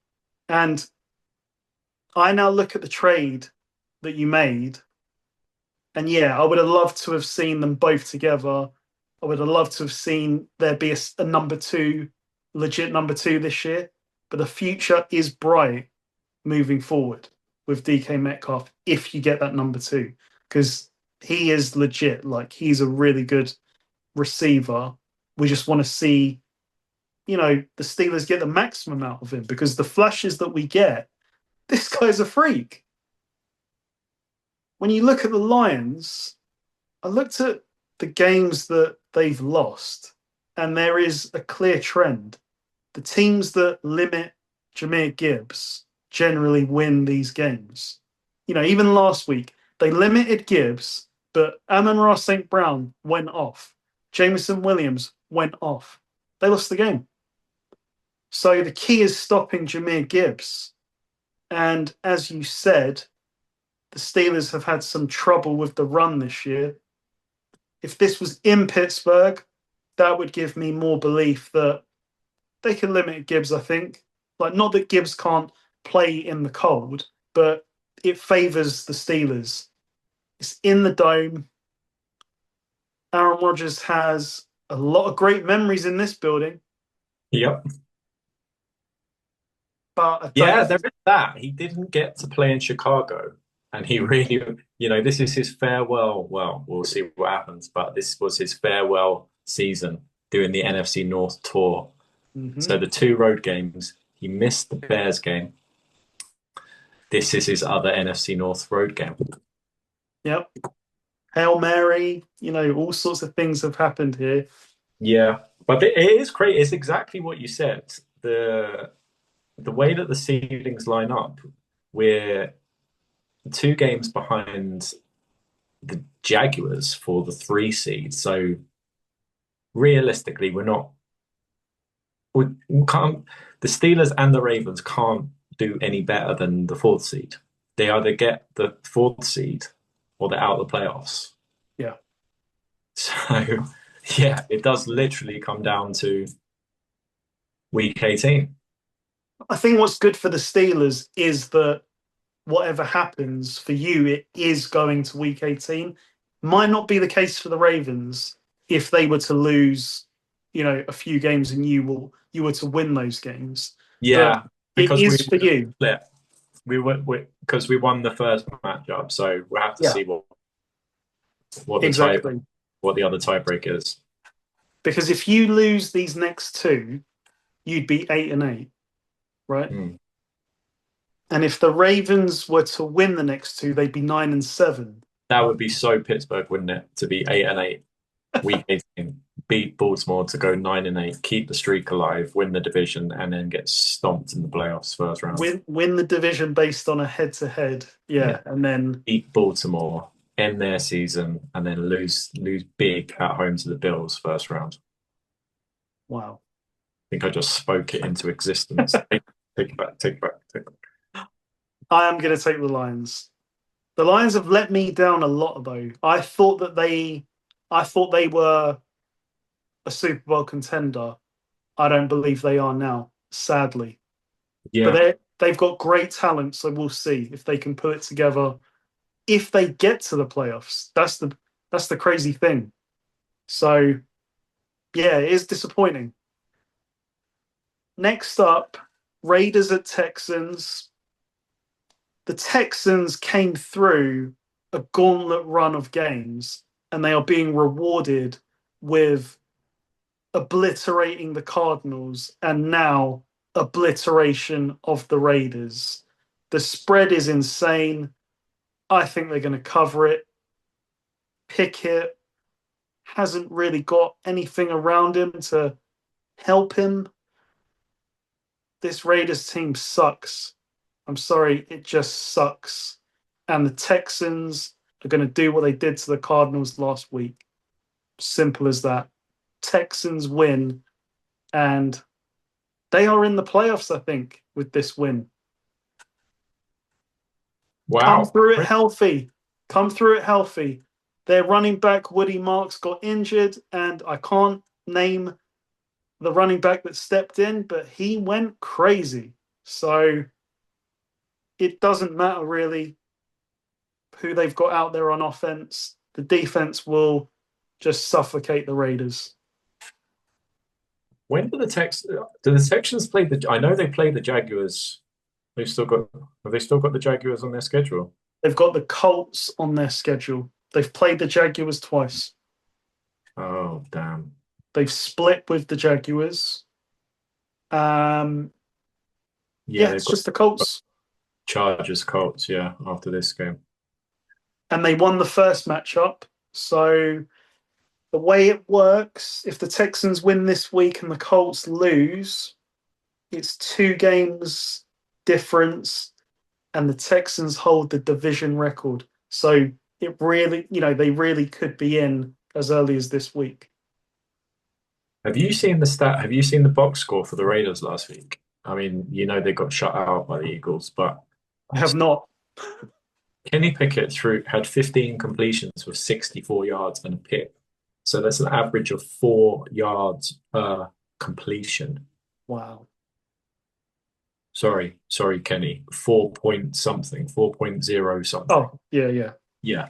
Be With accurate. it, got sacked 4 times. Genty ran for 9 times for 35 yards. They had 75 total yards of offense. How many yards did they give away in penalties? I wonder how many of those 75 happened on like the final drive. Yeah, 1.8 yards per play run on offense. They gave up 39 yards in penalties. So they were what? Net positive 36 yards with a pick. Wow. This could be another shutout. This could be another shutout. I wonder if there's been a team that has been back to back shut out. That's crazy. Yeah, I don't think it's crazy. I don't even think, and it's terrible because it's the Texans defense against this Raiders historically terrible Raiders offense and this offensive line. So this lines up perfectly to be a shutout or a multiple sack game if you can get player props on Texans players for sacks. Mm-hmm. Yeah, Texans win, Texans cover. The over-under's 38. Under Texans might score that on their own. under 38.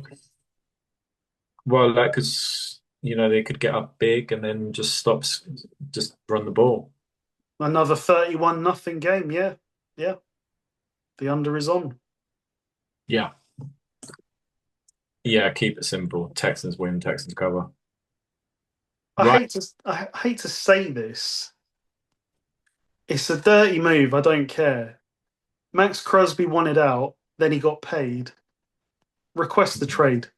Request the trade. Get out of there. I know that contractually Raiders have all the leverage, but get the hell out of there. He Make it doesn't difficult. seem to be that kind of guy, though. I know, like He does. he's good character. He's gonna stay loyal to the cause, but man, this is a waste of a career. Yeah. Well, what's shocking is the Chip Kelly thing was a complete disaster. The Yeah. offensive line is a complete disaster, but I think Pete Carroll's like, I think he really regrets it. Obviously, he doesn't regret it. He's getting paid millions of dollars, but Loves it. Yeah. he, he's kind of damaging his reputation Do you think being he's there. done one and done? Not because they're the Raiders, so they won't fire him. They'll probably give him another year and then fire him because I think it would be too expensive, and I think they're Mm. from what I remember, the Raiders aren't kind of crazy like that, just firing guys. Oh, because they're They, cheap. yeah, Yeah. not Bengals cheap, but still pretty cheap. Yeah. So I think, yeah, I would think that Pete Carroll will be back next year, but it's not been good at all.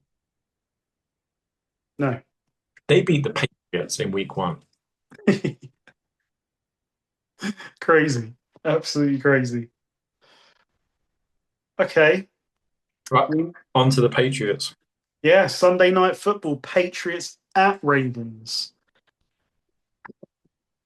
It's a big game if the if the Steelers win, if the Jaguars win, with the Broncos losing, it's a huge game for all parties for good Yeah, so if the reasons.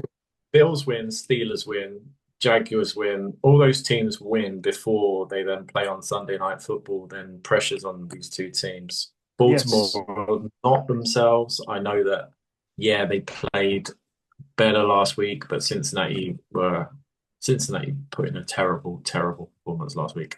Terrible performance. And the Patriots. Now questions will be asked of New England, like, yeah, what have you done? Okay, you've beaten the Bucks and you beat the Bills one time, but can you win these kind of games? I say they can. I'm going to say that New England has goes into Baltimore and beats the Ravens. The Ravens, I still don't think they're fully right. So I'll take the Patriots. And I hope I'm right. Yeah, I take the Patriots. Okay. Yeah, it's tricky because, I mean, at one point the Patriots were up 21-zip on the Bills. Like they were handling business. So I don't know what, you got to give the Bills credit. They had to be pretty perfect overall. Okay, they gave up a 50-yard touchdown, but apart from that, it was all Bills in that second half. The Ravens, I've been thinking about the Ravens a lot. I'm going to call out not Lamar Jackson, but I'm going to call out my man Zay Flowers. Like, too many juggling of the footballs here, leading to interceptions on Lamar's record that aren't really his fault. So Zay Flowers, under the radar, I think, has had a very productive year. Like you look at his games, he's had big games, big yardage games. The Ravens got lit up by Rodgers and DK. Who can the Patriots light a team up? They don't want to light a team up. They want to methodically, surgically beat you. That gives the Ravens a chance, I think. No, Yeah, they can. You remember on their winning streak, like Drake May was really good at throwing the ball deep. Yeah, it was against lesser than opponents and yeah. not great defenses, but Drake May was showing he's really good at the deep ball. Okay. Yeah, I get what you're saying from a philosophical standpoint. That's not what they do. They're not an explosive offense, but they're capable of doing it. I think that's what they need to do this week to really put the Ravens under it. Yeah, With these types of defenses that are vulnerable, you've got to attack them aggressively because we saw, you saw with the Steelers, they're just big plays, like they can't cope. And if you just kind of do the Chiefs mode close to the chest, they they can relax a bit. Yeah, yeah. we're still playing the over the top, but we don't really believe they're gonna throw it deep. I'm gonna take the Ravens. I know the Ravens have got issues, but if there's one team that could figure it out, it's this team. And I don't know if they're gonna figure it out, but I just wonder how the Patriots are gonna react to we were up 3 scores at home and we blew that game. That is going to play on their Yeah. mind, I think. And just one side note, I couldn't believe like what I came across on YouTube the other day, but Patriots YouTube has a segment where Vrabel is breaking down film of the previous game. And I do not understand why they are doing this, giving free intel to the world, the Ravens this week. Vrabel's mindset. I don't understand. Maybe it's all bullshit. I don't know. But to me, it's weird that they're doing that. I don't. Obviously, I know Belichick would never do anything like that, but this is quite extreme that Vrabel's talking you through how what our mindset is in these moments. Like, very strange. They They're are a not good giving team. away. They're not giving away anything that they don't want to be out there. I know, It's but New I just England. don't get This it. guy, this guy played under Belichick. He's Yeah, not gonna. It's the Patriots. They are not gonna hurt themselves. I don't Either know. it's It's very not weird to me. secret what they're saying, it's very vanilla stuff what they're saying, it's openly available information, or they are almost bluffing the opposite, bluffing the others into, okay, we actually think the opposite, or that's what we want you to think. That's the angle I'm looking at. That it's, you know, will lead you down a Yeah, path. we won't get into the reasons why I'm suspicious of the Patriots, but there are many why you would be suspicious of any ulterior motives with that organization. Just Very leave it at true. that. Very true. So we round off week 16, Monday Night Football, with my 49ers going into Indianapolis to face the Colts. I'm going to go off topic for one moment and just once again throw his hat in the ring. Kyle Shanahan should be in contention for Coach of the Year.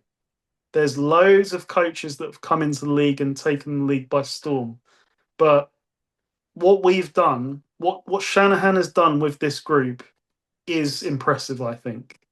Because, I don't know how many injuries we've had to come through. I get our schedule has been easier, but it's still impressive to me the way this team have performed.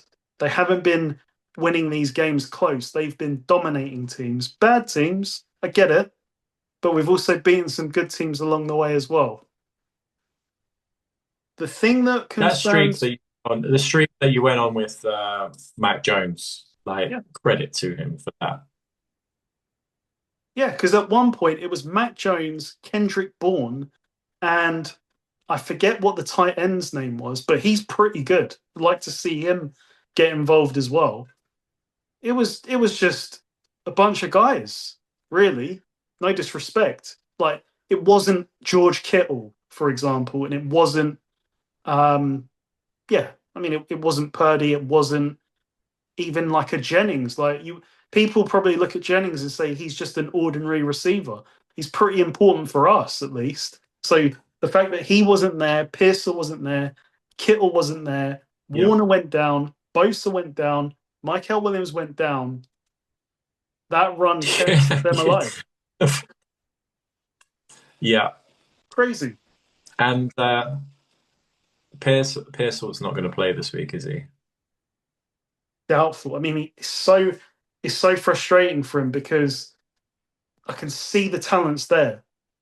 Like he is literally the same player as Ayuk, but with more speed. But he keeps getting injured every time he plays. So he is the And he ultimate wants to be 49er. there. Yeah. And Ayuk still MIA. He hasn't been in the Ayuk building is for that amount of time. Ayuk is done. He is done. They've put him on. I can't even He's still under remember. contract. He's under contract, but his season is done. Like Yeah. he's on this list that's like a almost like a banishment list. He won't be a 49er next year. And I think it's just a No, case no, of, he's done. Just yeah, it's a case of how much are the Commanders willing to pay for Ayuk so that their quarterback can get his old buddy back on the team? Because he's under contract. what the hell happened? That situation is crazy. Yeah, he, Utterly crazy. he's walked away from over 25 million to ensure that he leaves the 49ers and goes to the Commanders. That's what he Wow. wants. That's what he wants. Well, we haven't heard him speak, have we? You heard him speak. I've only seen him speak to Jalen Daniels on Instagram stories. That's all I've seen him speak. Like nothing else. Oh, okay. But anyway, I We you will know, we will find this out in like March when free agency opens. Yeah, exactly. we will find out. There, we have the official San Francisco line of, well, yeah, he's not been here, or and credit to them. I think they've done a great job in covering this up. Yeah, Great job. Imagine this was the Browns or the Dolphins or a terrible organization. This would be everywhere. It would be chaos. But the 49ers, like, I'm not involved with the 49ers, but what, you're telling me they've got a player who's gonna what? And it's his been his contract was voided in July, and we found out about it in December.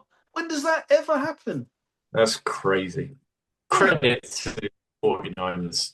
I think they've handled this great. Obviously, they made a terrible decision to give him the contract in the first place, but to get anything from it, if a player doesn't want to be there, you know, you take what you can get. and we get a lot of that money back. So, that bad decision is doesn't look as bad financially for us now.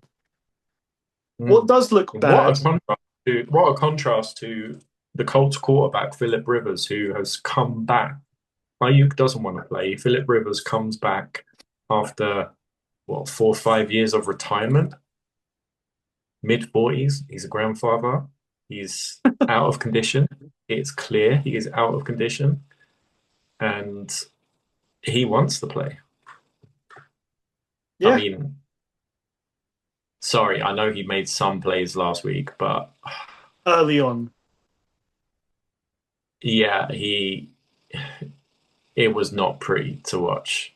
Yeah, I No. know, I get it. He knows the system, and yeah, he was getting rid of the ball quick and everything like that, but it was not good to watch last week. Very, very bad products to be put out there. And I know I why the just didn't Colts. like seeing him get hit, to be honest. Like, He's fine. He's like what? He weighs like, see him. He's like he's a bigger than big the guy guy now, that's yeah. running, bigger than the guys rushing him. It's not Jaden Daniels back there. Philip Rivers Yeah. is what, 260, 265. He's a big guy. Yeah, he's older, but he's a big guy. He can take hits. Yeah. Yeah, I was shocked at how big he was. I always knew he was a big quarterback, but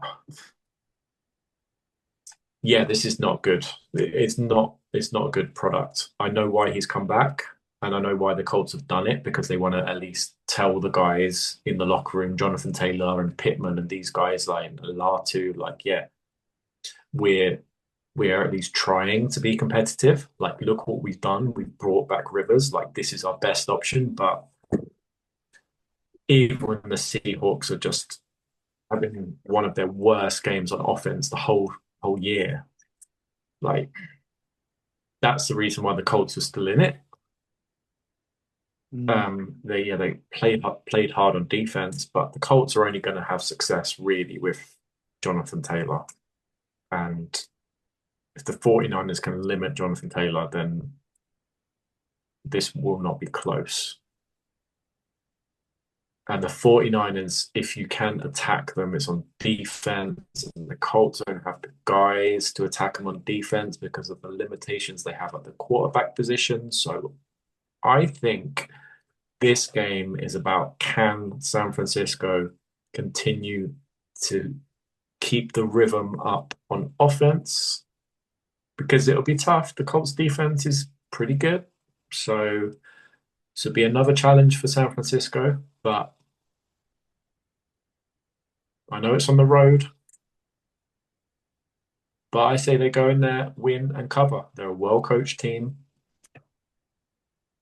And I think the Colts are going to struggle mightily on offense with this guy. Mm. I've got to admit, I'm a bit scared about this game. And I've felt pretty confident in recent weeks with the 49ers. I 49ers, wouldn't be scared about this game, but I watched the Seahawks game last week. Like, I wouldn't be scared of the Colts offense at all. but the Seattle have a defense. Like, we are 32nd in sacks. Like, we cannot, we do not have you're right though. It's like But the stop field's so much Jonathan shorter Taylor. because you, yeah, Yeah, stop Taylor, bring everybody to the line of scrimmage. The safeties can crash down because they can't throw it deep. they can't throw it deep. Yeah, so They cannot throw it deep. you're only playing in front of you. But they, it's like they had a Shane Steichen's got some plays in his bag, shall we say, where these clear out routes where one receiver runs a go, and then from the outside some receivers on a drag, and they had a few little tricks up their sleeves against the Seattle defense. But as you said, like you've got to live off run after catch. So it's a case of, I think as well, like you said, can the 49ers offense stay in rhythm? Because they can't run the ball. We cannot run the ball. That's a big problem for, well, I say it's a big problem. It's like if Purdy's on, we'll be fine. But is Purdy going to be on every week?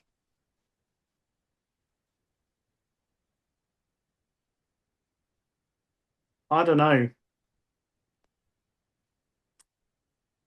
You know you're not picking the Colts. Come on. I'm taking the upset this week. I am. Wow. I'm taking the Colts because as much as it's obvious, like stop Jonathan Taylor, our defense is not great. So, and the fact it's at Colts as well, that plays into it a bit for me as well. Purdy's going to have to play pretty well, and I think this might be one of those kind of let down weeks, which is a shame.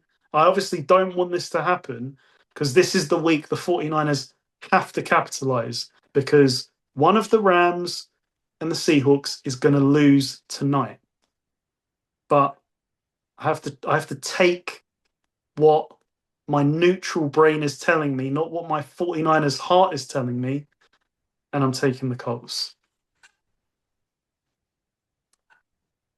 What a way to wrap up the week 16 slate of games. But there you go. I obviously hope the 49ers prove me wrong. We move on. Week 16, who's going off draft? Who is your first pick, Paul? DK Metcalf against the Lions. He's huge. The Lions corners are not. They play a lot of man to man. The Steelers are being a bit more aggressive on offense. I think it lines up perfectly for DK to go off. Yeah. Give me Quinshon Judkins against this lackluster Bills run defense. Bills might still win. Well, Bills will probably still win the game, but they've shown me many times this year, just like last week, they aren't good against the run, and the Browns need to lean on it. I'll take AJ Brown against the Commanders. The Eagles are getting better on offense. They're being a bit more creative, and AJ Brown, I think, can feast on this Commanders secondary. Probably my favorite non-quarterback. I've picked him many times, and I do think he goes off again. Give me Jahmyr Gibbs at home to the Steelers. The Steelers have had problems stopping the run. They've had problems being balanced on defense. Is this going to be a week that they can't stop the pass? Is this going to be a week that they can't stop the run? I say it's the latter. And Gibbs, he's due a big game. And I'll take Bijan Robinson against the Cardinals. They have fallen apart on defense. He's involved. Passing, running game. I think he's going to have a big game again this week. So Bijan Robinson for the Falcons against the Cardinals. And to round out, give me Nico Collins against the Raiders. The Raiders, I have nothing really good to say about them. CJ Stroud is finding his number one receiver. I say he has a big game against this bad defense. Week 16, touchdown to glory. We went 3 out of 4 last week. Can we go one better this week? Give me Mike Evans against the Panthers. I know that that is actually a tough matchup, but Mike Evans, he made some big plays last week, and he usually turns up against the Panthers. I love the matchup this week. So I'm going with DK Metcalf to score a touchdown against the Lions and their small cornerbacks. He's gonna be involved in the passing game. The Steelers have been more aggressive lately, so I think he's gonna score a touchdown this week. Staying with the theme of number one receivers, give me Courtland Sutton. The Broncos, I think, will cause the Jaguars some chaos. And Bo Nix, if he plays like he did last week, he's going to be looking for Courtland Sutton. I want to be involved with the Falcons offense against this Cardinals defense, so I'm taking Drake London anytime touchdown against the Cardinals. You can get that fourfold at 40 to 1. It's not as high as previous weeks, but we've got less meaningful games to pick from. So I think this has got a real chance. Now, I've got something for you, Paul. It's a bit different. There's been something this year that has been quite successful, but it is a bit up and down, and it is quarterback rushing. I thought, why not go for it? Put our heads together and we'll have a little quarterback rushing roulette. So it's 2 picks Okay. each. I Yeah. don't know if everyone's number is up, but I'm going to start us off. Give me Baker Mayfield. His over-under on rushing is 12.5. I'll take that every day of the week. I've got some here just to throw out to you, just to give you some options. Bryce Young at 12.5, Jackson Dart at 32.5, Shador Sanders at 8.5, Josh Allen's at 34.5, Drake Mays at 21.5, Lamar Jackson is at 33.5. Now, if you feel strongly about someone that's not on that list and we haven't got a number, we will get a price to you when we put this up.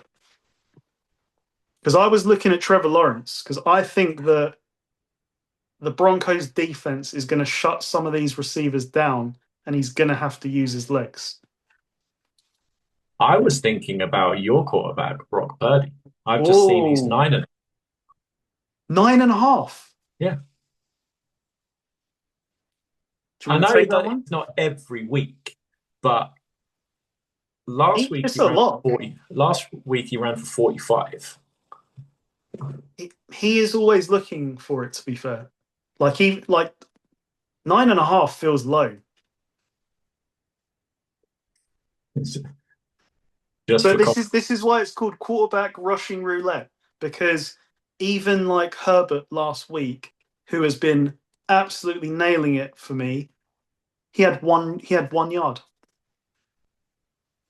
to be fair, Purdy's rushing yards lately 13. These last 5, yeah. So 13 -7. So that's got to be sacks and kneel downs. 16, 4, and then 44. So last week was crazy. But he's hit 3 out of the last 5. 9.5 to me is low. Like, Yeah. Philip Rivers rushing yards, right? The mhm. over under is 0. 0.5. 0. And last week he ran for He Zero. did run, didn't? Oh no, he finished on zero. Well, his that's what I have here anyway. His net last week was zero. So the over under on Philip Rivers rushing is 0.5. If you get one rushing yard for Philip Rivers, it's 7-5 the price. So it's above evens for Wow. one rushing. But you just know he's not taken off ever. It's crazy. Yeah. In the I've in never the seen that you won't even he won't before. even like quarterback sneak it because it's just he can't really do that. What But Burrow hurts covered now? 5 for me last week. Burrow was at 5. Like I know that sounds like really low, but he does not take off, and it took 3 attempts for him to get to 5. Um, See, I'm not paying attention to these quarterbacks and these rushing yards, so I don't know what their previous is. Caleb's 18 and a half. I would stay clear of Caleb because, like, Yeah, he is one that, Jordan. and it's the pack. I know there's no Parsons, but it's still the Packers defense. They will. All right. Caleb has been inconsistent. I've clearly been paying a lot of attention to this. How about Jalen Hurts? So he's hit this number 4 out of the last 5 weeks. The over-under's 29 and a half. Love it. Yeah, Jalen Hurts over 29 and a half rushing yards. Going several different. One I've absolutely loved has been Jackson Dart. Yeah, Giants are playing. the Vikings. This is not going to be a week that I go with Jackson Dart in that case. Who did I'm you go- take Baker to start with? I took Baker, who's Yeah. at a low, like he's been at like 18 and a half. So to see him at 12 and a half is interesting. I will take that. I'm gonna go on a bit of a gamble this week. I will take Shador Sanders over 8.5 rushing yards. He's gone over 20 the last 2 weeks.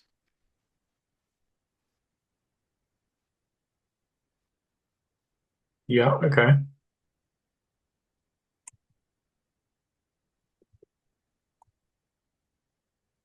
Um,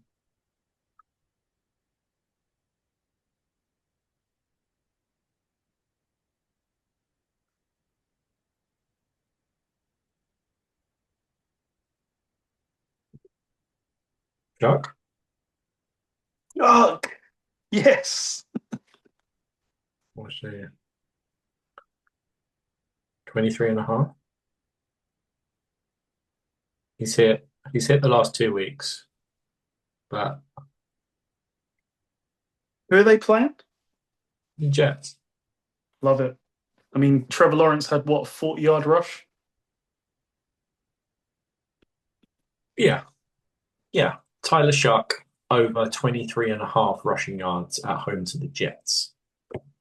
Okay, let's have a look. So Baker, Jalen Hurts,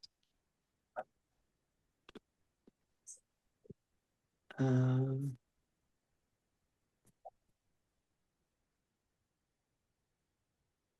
Shador,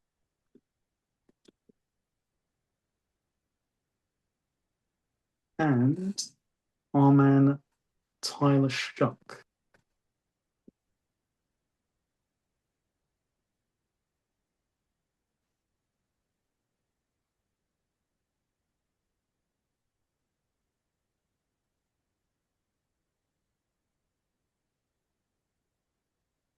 Okay.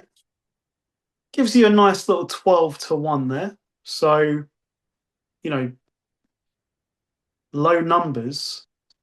And it is, I think it's the right way to call it Yeah, rushing roulette because when these quarterbacks take off, like these bets come in pretty easily.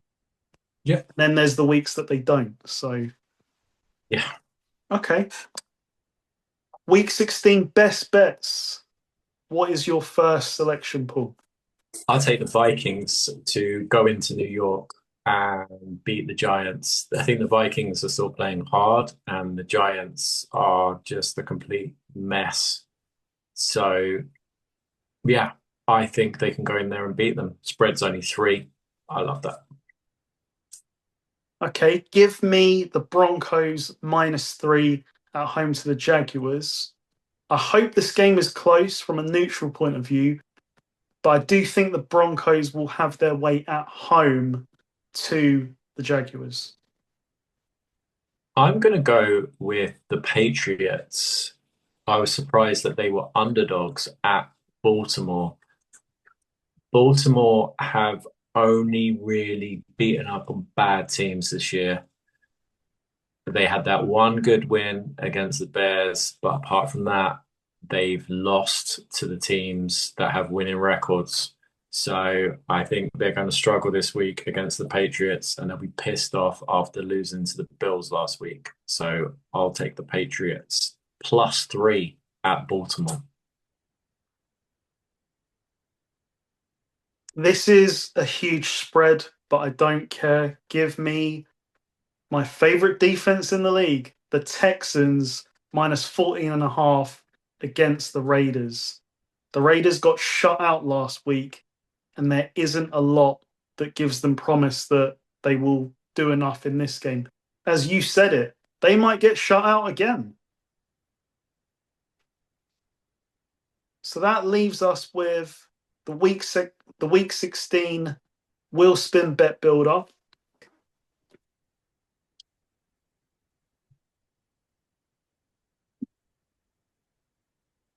Yellow gives us Bengals Dolphins. Okay. So we have a bit of an issue because we don't know what we're going to get from Quinn Ewers. But I'm gonna kick us off here. I don't know what the number is, but just give me Devon Achane total scrimmage. Yeah, that's 121.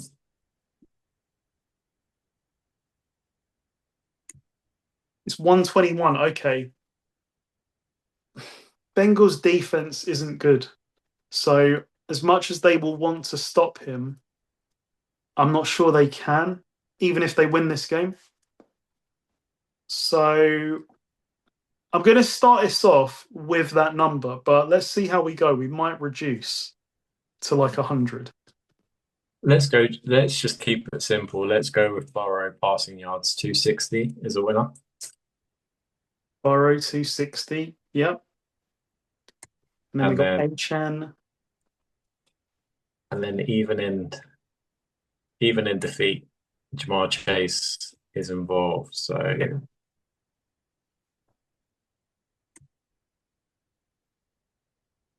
yeah, 86 is a winner for Jamar. Yep. Yeah, he's come in 3 out of the last 5 weeks. So he either covers it comfortably or he has an under. I don't know if Higgins is back. How many touchdowns do you think Burrow's going to throw in the game?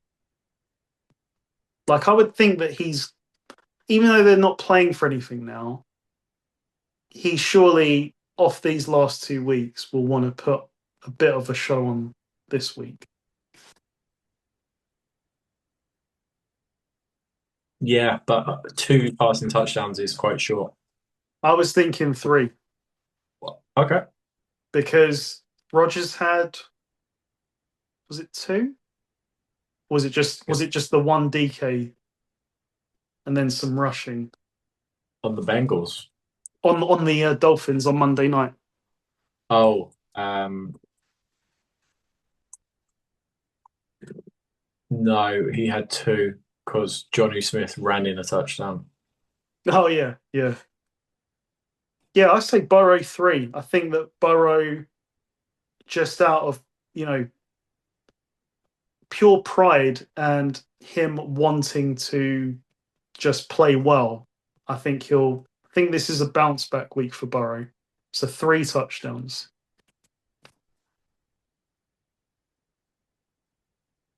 it's really difficult to pick anyone on the Dolphins because we just don't know what Quinn Ewers is going to be. Yeah, I was looking at like Achan total rushes and then longest rush, and Ooh, but I don't. Should we just go all in on the one thing? I think we should just go all in. Let's not hedge here. Like, Okay, so what then about if Achan rushes it 18 times, that's a winner. Rookie quarterback. what's he been? What has Achan's volume been? Because it must be right up there at 18. Because he does get a lot of receptions as well. That's the thing, and they won't count. He only had 12 last week, but Yeah. he's had 7 and 12 in the last 2 weeks. But then the previous 3 weeks, he was over. He's coming back off that concussion as well. He only carried it 12 times last week. So that We're could be a pro- bit dodgy. yeah, we're already Longest quite up rush. there. Oh yeah, go ahead. Longest rush is if he has a 20-yard rush. That's the over-under. Longest rush. You feel like that should happen. But what if we kept it simple and just said Jamar Chase anytime touchdown? That's almost at evens. Well, not evens, but it's like 4-6. And Yeah. that takes us to 18-1, which Yeah. pretty surprising. So that is Devon Achan to go over total scrimmage yards. Jamar Chase to go over receiving yards. Joe Burrow over 260 passing yards and 3 passing touchdowns. And a Jamar Chase anytime touchdown. You're getting 18-1. So now I'm interested in this game.